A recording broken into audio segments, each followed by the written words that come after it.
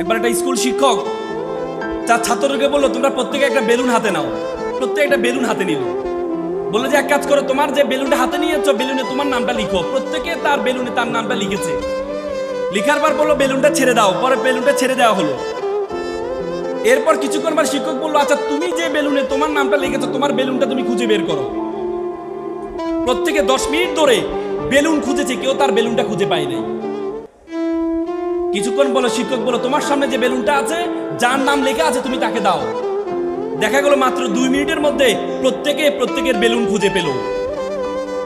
শিক্ষক বললো, এখান থেকে শিক্ষা হচ্ছে তুমি যদি আলটিমেটলি সুখী হতে চাও তাহলে তুমি কখনো সুখী হতে পারবা না। তুমি যদি অন্যকে সুখী করো তাহলে তুমি নিজেও সুখী হবা, অন্যকেও সুখী করা সম্ভব। আজকের চমৎকার আয়োজনের মাধ্যমে আপনাদেরকে সুখী করার জন্য যে প্রয়াস নিয়েছে, আমরা আবারও একটি করতালির মাধ্যমে তাদেরকে অভিবাদন জানাই।